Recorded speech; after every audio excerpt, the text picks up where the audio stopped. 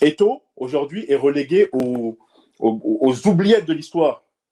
Aux oubliettes de l'histoire avec cette conférence. Les joueurs ont pris fait et cause pour Marc Brice et ont traité Eto'o, une gloire nationale, d'égocentrique. Encore une fois, je le redis, mais ça fait 3 fois que je le dis dans trois débats différents qu'on a ici. Si Eto'o il reste à un minimum de dignité, il démissionne. Parce que c'est fini. Et je ne pense pas qu'il finisse l'année.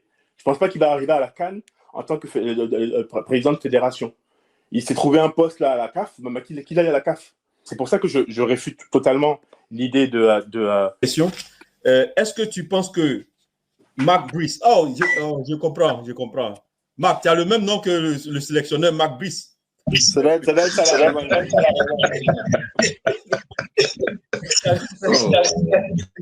Tu as le même nom que le sélectionneur Marc Brice. Est-ce que tu penses que Marc Brice... Du ministère des Sports, moi, Eto'o, comme je le dis, j'ai des choses à reprocher à Eto'o. Mais sur ce coup-là, Eto'o, il est innocent. Voilà. C'est pas Eto'o qui est allé chercher Marc Brice. C'est pas lui qui a imposé Marc Brice sur le banc des Camerounais. C'est pas Eto'o qui vient donner les mots à Marc Brice, qui insulte Rigobert Song ici, qui insulte Samuel Eto'o lui-même, qui chie sur la tête des Camerounais. Je veux dire, c'est pas Eto'o qui lui donne cette autorité-là. Donc, à un moment donné aussi, il faut savoir situer les responsabilités. Quand la fédération met en place un plan de vol cohérent pour permettre aux joueurs d'être dans les meilleures dispositions possibles pour pouvoir affronter une équipe qui est 169e au classement mondial et que vous les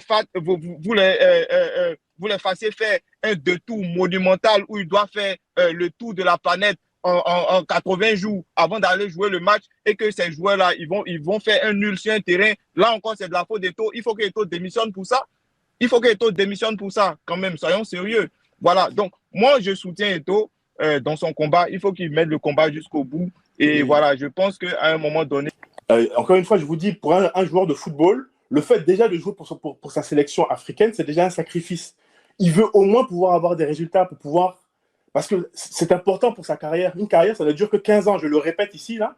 Mais une carrière, ça ne dure que 15 ans. Ils en ont marre que Eto'o et son vis-à-vis au ministère, dans leur petite guéguerre d'égocentrique, comme ils ont dit, prennent la carrière des joueurs de l'équipe nationale camerounaise en otage.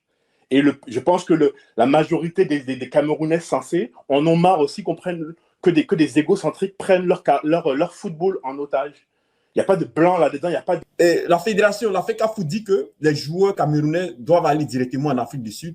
Et toi, tu es le ministère parce qu'il y a cette question d'ego dont tu parles là. Et tu dis non,